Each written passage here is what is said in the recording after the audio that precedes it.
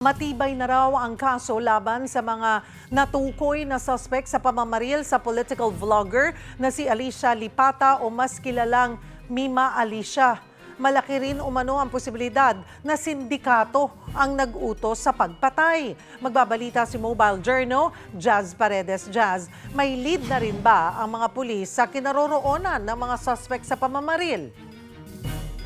Cheryl, sa panayam nga natin sa Philippine National Police kanina, kaugnay nga ng panibagong updates dito sa kaso ng pagpatay sa vlogger na si Alicia Lipata, ay kanina kanilang sinabi na tukoy na nga itong dalawang suspect na sangkot sa pamamaril sa vlogger na si Alicia Lipata. Ngunit Cheryl, hindi nila isiniwalat ang detalye kaugnay ng kanilang whereabouts at pati na rin yung kanilang identity dahil kanila daw iniingatan na maglabas ng premature na mga information dahil nga ayaw nilang makompromiso yung kanilang ongoing na operasyon.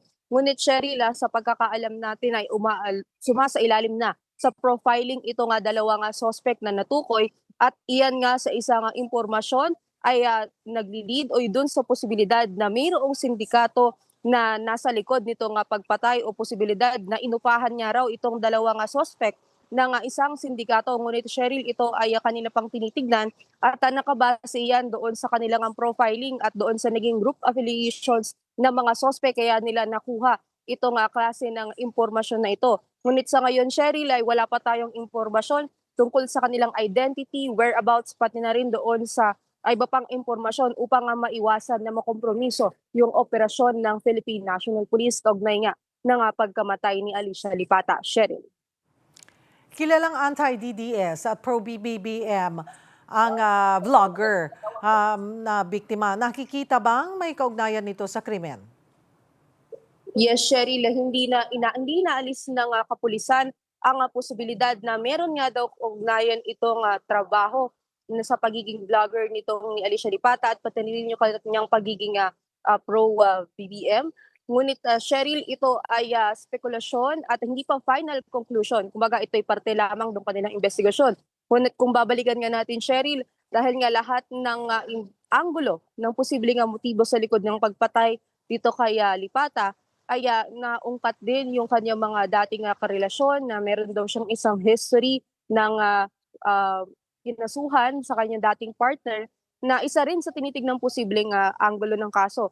Sa ngayon, Cheryl, marami silang tinitignang posibleng motibo sa pagpatay at isa nga doon sa kanyang connection sa pagiging vlogger. Ngunit hindi lamang ito yung kanilang tinitignan dahil tinisiguro nga nila na lahat ng anggulo ng kaso ay kanilang sinusuri upang makakuha ng konklusyon sa kaugnayan dito sa posibleng motibo nga sa pagpatay sa vlogger na si Alicia Lipata. Cheryl. Sa ibang balita, may mga ulat na nakalabas na ng bansa yung wanted na negosyanteng si Atong Ang daw. May impormasyon na ba dito ang PNP?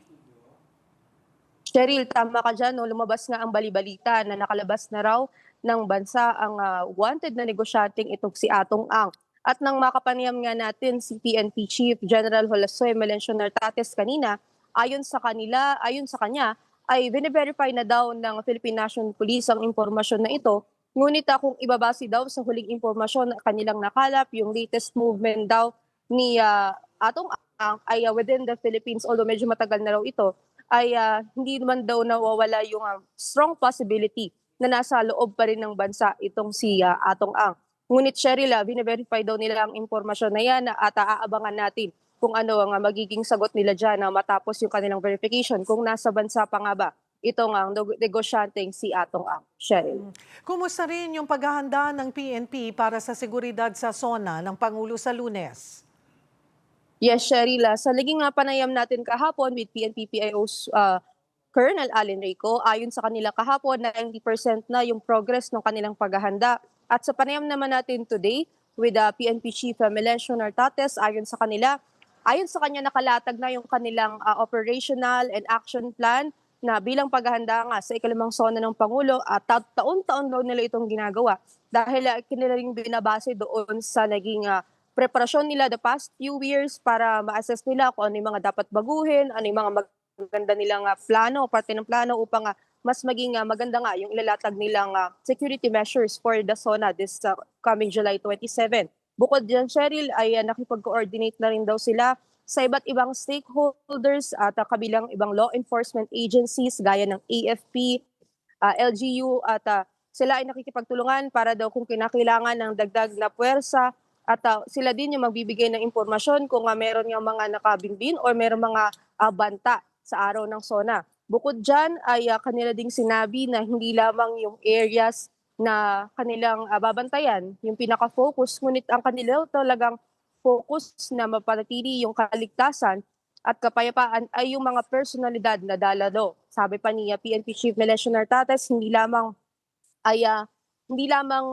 protesta, kundi may protesta man o wala, anti-government man or pro-government, lahat daw ay sisiguraduhin nila na ma-secure at maging maayos ang kanilang kaligtasan. Bukod dyan, Cheryl, kasama din daw sa kanilang consideration sa pagpaplano ay ito nga ongoing impeachment trial.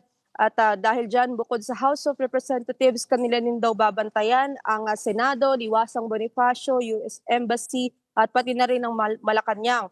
Bukod dyan, nakalatag na rin ang kanilang plano para sa traffic management at sa Commonwealth. Handa na raw yung kanilang zipper zones, no rally zones, barriers, at yung kanilang ide-deploy na civil disturbance management personnel oras nga na magkaroon ng kilos protesta sa araw ng SONA ng ni Pangulong Bongbong Marcos sa July 27. Cheryl. Maraming salamat, Mobile Journal, Jazz Paredes.